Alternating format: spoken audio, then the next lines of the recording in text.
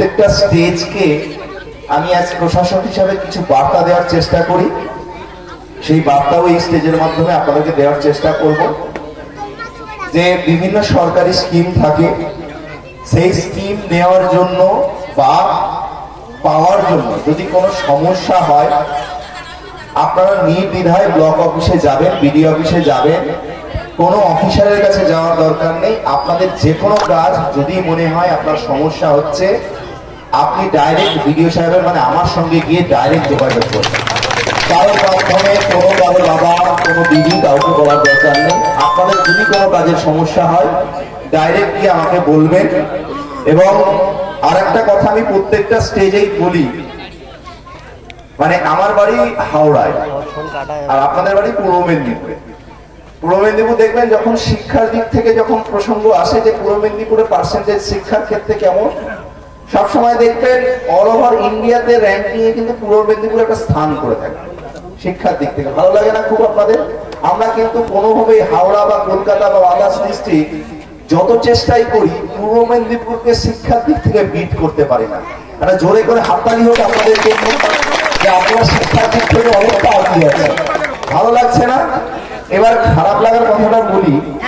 খারাপ লাগাটা হলো সেটাই, যখন দেখি শিক্ষার দিক থেকে পূর্ব মেদিনীপুর একটা ভালো স্থান অধিকার করে আছে, কিন্তু চাইল্ড ম্যারেজ মানে বাল্য বিবাহের ক্ষেত্রে পূর্ব মেদিনীপুর কিন্তু ভারতের মধ্যে সব থেকে শেষের দিক থেকে একটা স্থান অধিকার করে আছে। এটা কিন্তু লজ্জার বিষয়। সেই লজ্জার বিষয়টা শুধুমাত্র নিবারণ করতে পারে মানে আমরা অ্যাজ এ প্রশাসক, বিডিও, জয়েন্ট বিডিও, প্রধান বা কর্মাধ্যক্ষরা শুধু গুটি কয়েক মানুষ পারবে না। সেই সমস্যা সমাধান করার জন্য আমাদের গ্রামবাসী যারা আছেন, বিশেষ করে আমি রিকোয়েস্ট করব গ্রাম committee one type of club. তো সেই গ্রাম কমিটি যদি ইউনাইটেডলি নিজের এলাকার টার্গেট নেন, আমি পুরো তমলুক ব্লকের কথা বলছি না, আমি আজ এখানে উত্তর সোনাময়ীর এই শ্মশানকালীর যে গ্রাম কমিটি রয়েছে বা আমার বক্তব্য যেনারা শুনতে পাচ্ছেন, মাইকের শব্দ যতদূর যাচ্ছে, আজ থেকে আমরা প্রতিজ্ঞাবদ্ধ হয় যে পূর্ব মেদিনীপুরের তমলুক ব্লকের যেখানে যাই হোক, আমার এই উত্তর সোনাময়ীর এই এলাকার যেই গ্রাম কমিটি রয়েছে, এই গ্রাম কমিটির 18 নিচে কোনো মেয়ের আমরা বিয়ে দেব না।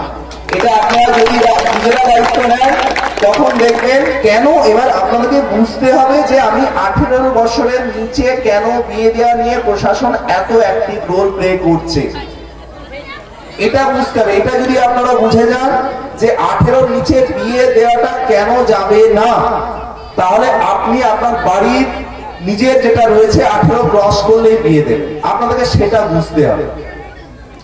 একটা জিনিস বুঝতে হবে যে 18 নিচে মানে প্রাপ্তবয়স্ক মেয়ে না, কিন্তু যখনই 18 ক্রস করবে তখন সে প্রাপ্তবয়স্ক মেয়ে হবে।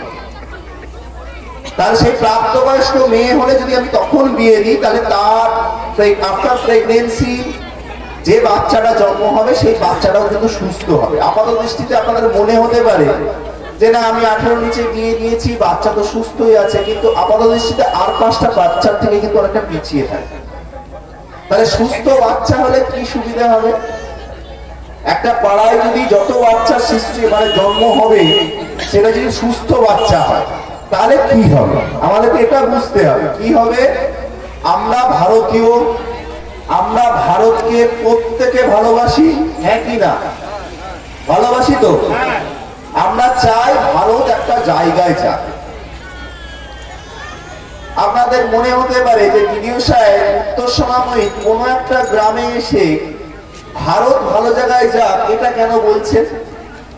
আমরা প্রত্যেকেই ভারতীয়, ভারতের প্রত্যেকটা অংশের অবদানই কিন্তু ভারতের ক্রেডিটে লাগবে। ধরুন এই এলাকা থেকে একটা প্রাপ্তবয়স্ক মহিলা যদি একটা সুস্থ বাচ্চার জন্ম দেয়, সেই সুস্থ বাচ্চা যদি বড় হয়ে কোনো একটা বড় জায়গায় যেতে পারে, তাহলে কার নাম হবে? প্রথম হবে উত্তর সোনাময়ীর নাম হবে, তারপরে ব্লকের নাম হবে, ব্লক থেকে কার নাম হবে? রাজ্যের নাম হবে, এবং রাজ্য থেকে ভারতের নাম হবে। তাহলে আমাদের দেশের একমাত্র সম্পদ হচ্ছে হিউম্যান রিসোর্স, সুস্থ মানব সম্পদ।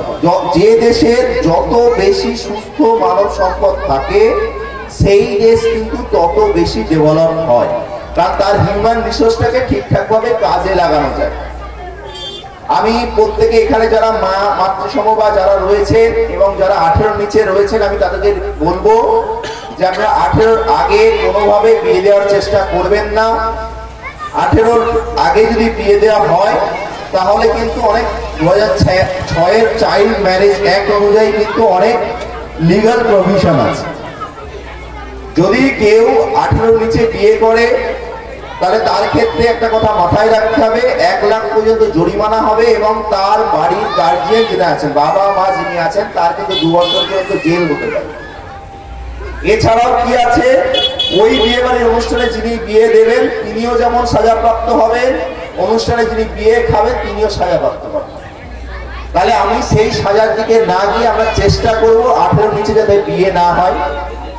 আর কি কাজ আছে, আর যেটা হচ্ছে আপনাদেরকে দেখবেন লোকাল এরিয়ায় পরিষ্কার পরিচ্ছন্ন রাখতে হবে। আমার এলাকায় যত পরিষ্কার পরিচ্ছন্ন থাকবে আমরা তত কিন্তু সুস্থ থাকবো। আমার এলাকার দায়িত্ব না, এখানে যতজন আছেন আমরা যদি প্রত্যেকে নিজের ফ্যামিলির যে ওয়েস্ট যেটা আছে, আপনারা দেখবেন আপনাদের উত্তর সোনাময়ী বিভিন্ন সংসদ ওয়াইজ সলিড ওয়েস্ট ম্যানেজমেন্ট বলে একটা সেট তৈরি করা হচ্ছে সরকার থেকে। সেখানে কি করা হচ্ছে, সেখানে করা হচ্ছে বিভিন্ন ই কার্ড দেওয়া হচ্ছে এবং বাড়ি টু বাড়ি, এখন হয়তো এখানে ডিস্ট্রিবিউট হয়নি, পরে ডিস্ট্রিবিউট হবে। বাড়ি টু বাড়ি কি দেওয়া হচ্ছে, 2 ধরনের বালতি দেওয়া হচ্ছে। স্টিল মা গোটা স্টেজে 2 ধরনের বালতিতে 2 ধরনের ওয়েস্ট আপনারা সেখানে ফেলবে এবং সেই ওয়েস্ট সরকারিভাবে কালেক্ট করে নিয়ে যাবে। তাহলে আপনার বাড়ির ময়লা সরকারিভাবে বয়ে নিয়ে যাবে, যাতে এখানে যত্রতত্র পড়ে থেকে পরিবেশ যাতে নষ্ট না।